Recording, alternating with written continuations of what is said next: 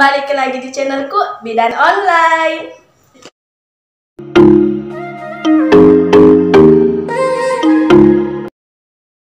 Oke moms, sekarang itu saya bersama dengan dua bidan cantik ya.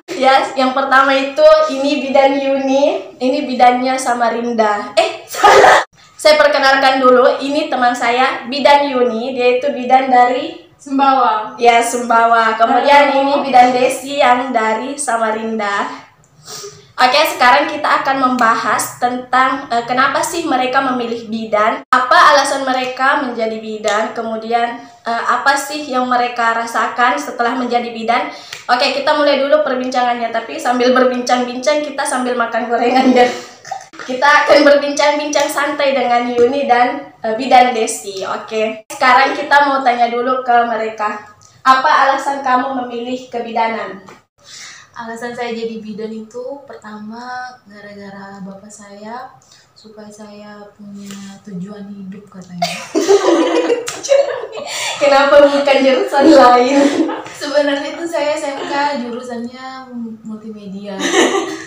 Makanya saya itu waktu pertama daftar di kebidanan tuh bukan Poltekkes atau negeri, di swasta. Ya pasti diterima kan kalau di swasta daftarnya. Terus kata bapak saya supaya dapat uang banyak. Kalau Yuni, apa alasanmu memilih kebidanan? Pilihan orang tua tuh yang pertama, terutama bapak. Terus yang kedua, karena di Sumbawa itu bidan itu masih jarang dulu. Jadi Sekarang udah banyak. sudah banyak. Apalagi bidan dulu kan dikenal banyak uang. Ya, jadi itu alasannya kenapa. Sambil makan ya. Iya, nggak apa-apa. Makan Ki. Apalagi. Nah, kan selama kuliah kebidanan pasti kita ada praktek, apalagi praktek yang pertama itu kan biasanya KDPK di KDPK, terus setelah KDPK ada fisiologi. Nah, di fisiologi itu kita sudah mulai menolong persalinan. Bagaimana perasaan kamu pas pertama menolong persalinan? Apa yang kamu rasakan? Kalau kami, karena kebetulan saya kuliah di Mataram ya, yang setelah KDPK. Anak-anak Mataram senior. Ini seniornya anak-anak kebidanan Mataram. Berapa? Kuliahnya? Mulai kuliah. Mulai berapa? 2011. Oh, alumni. Tua sekali. Seniorku, senior. Mulai kuliah. Iya, saya 2012. Selesai D3 tahun 2014. Oh, saya 2015. Bulan kami. Jadi dia setahun di kami. Bulan Iya, baru kami. senior kita. Bidan senior. Oh, berarti habis pernah kerja? Kenapa aku cerita? Setelah D3. D3 kerja berapa tahun? 2 tahun. 2 tahun di puskesmas. Iya. Ini interview dalam interview. Oke, lanjut Yuni. Apa pertanyaannya tadi? Bagaimana perasaanmu pertama menolong persalinan? Pas semester awal itu. Yang selama praktek pertama kali. Kalau pertama kali praktek kan kalau semester 1 kalau kita KDPK. Semester 2-nya kita ke Askep kehamilan. Jadinya kita enggak menolong persalinan. Kita cuman disuruh lihat dulu.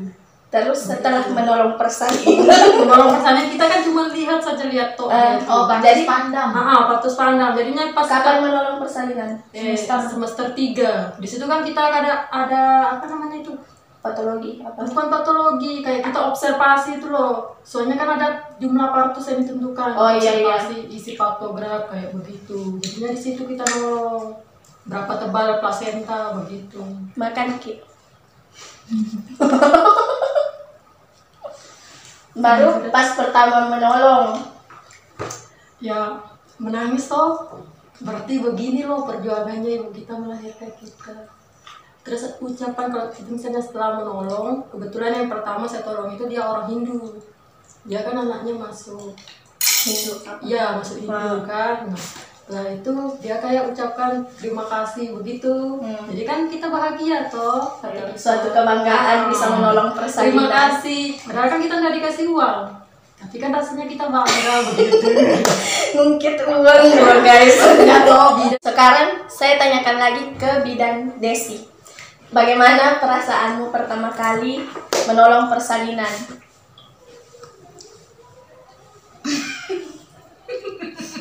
lupa ini. Persalinan itu semester berapa ya? Semester 4. Jadi saya mulai dinas semester 2 kayak masih partus pandang. Partus pandang habis itu Ya, kakak. magang semester berapa ya? Semester 2 sampai semester 6. Mulai nolong itu semester 4 karena sudah ada target persalinan sekitar 50 orang dalam satu habis itu perasaan saya itu perasaannya campur aduk karena pertama kali nolong, terus bingung, terus mau ngapain, terus panik, Ya. deg-degan, terus apa ya, senang bahwa udah bisa nolong tuh berarti udah bisa jadi bidan. Terus apa lagi ya, udah lulus kuliah 2015, terus saya lanjut D4 ke Jawa, habis itu kerja 3 tahun. Ya. Pengalamannya di situ banyak. Yang saya nolong di mobil pick up. Terus nolong di depan klinik juga pernah. Terus di rumah pasien juga pernah. Terus diteriakin pasien juga pernah. Diteriakin pasien. Diteriakin itu maksudnya Nggak mengerti. Nggak kuat begitu. ya dapat Oh ya. gangguan begitu. Terus apa lagi, banyak ngerujuk pasien, pokoknya suka dukanya itu banyak. Tapi pasienmu kau toh orang Samarinda pasti cara bicaranya lembut kayak kau toh. Enggak kayak Ada cara. yang kasar juga. Oh, aku kira. Ada juga Bugis, ada orang Bugis juga. Oh, Di sana kan sukunya banyak, tapi lebih banyak di sana suku Bugis. Terus seru juga kalau nolong, banyak temannya, banyak Iya. ilmunya. banyak deg-degannya. Terus kalau nolong itu sama mahasiswa deg-degan, ini pasiennya nanti aman kah? Takutnya terjadi perdarahan. Iya. Takutnya nanti pasiennya bayinya nggak lahir-lahir. Aku sih nanti dirujuk.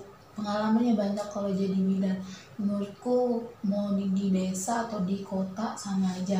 Yang penting tuh nolongnya pakai doa. Iya. Pakai Ya. doa yang penting.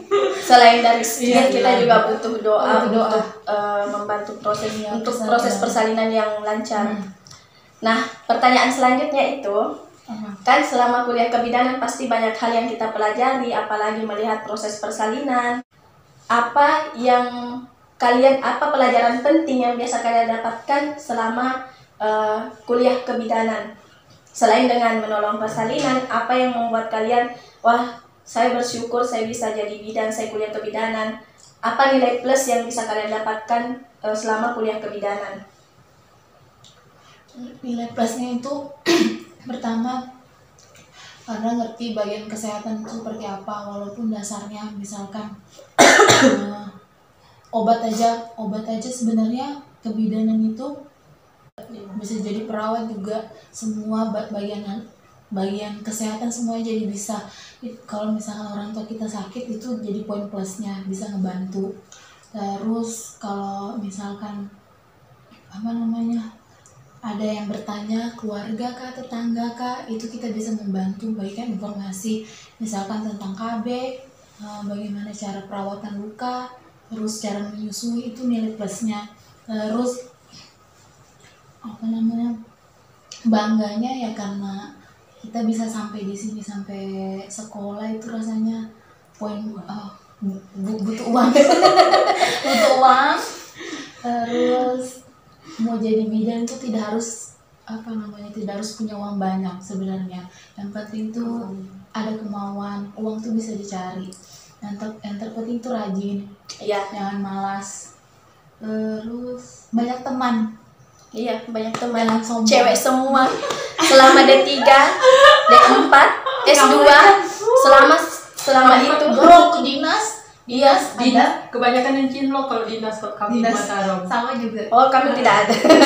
Karena Soalnya kalau praktek itu kan gabungan, ada yang koas, ada yang Oh. perawat, ada yang farmasi. Jadinya itu cinlok. kampus Cinta lokasi, ya. ada cowoknya. Oh, saya Beda juga. kalau saya kan akbit. Saya D3 itu akbit, jadi cewek semua. Kemudian D4 ada cowok tapi beda jurusan toh, baru bangunannya juga beda.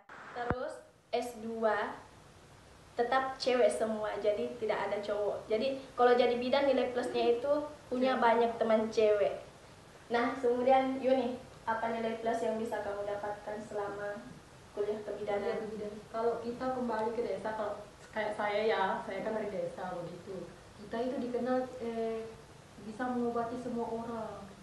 Tidak harus misalnya bagian perawat sakit perut itu tidak mesti dipanggil perawat, pasti dia bilang Bu Bidan, Iya. mencret begini. Iya benar, Kalau pegal sedikit kan dipanggil kita. Terus kalau pasang implan, cabut implan, tidak perlu mereka ke puskesmas. Iya, Kita cukup panggil ke kita. bidan, Gitu. iya. Terus apalagi kalau kita pegang desa, kalau desa itu kan pasti ada dusun-dusunnya toh. Iya. Nah disitulah kita terkenal itu. Iya, terkenal. Masih ada yang mereka lupakan, teman-teman. Jadi nilai plus jadi bidan itu kita dapat kemampuan untuk jadi ibu. Walaupun belum jadi. Jadi calon. menolong persalinan, kemudian rawat bayinya pasien, mandikan bayi, pokoknya semuanya kita urus bayinya pasien, mamanya juga.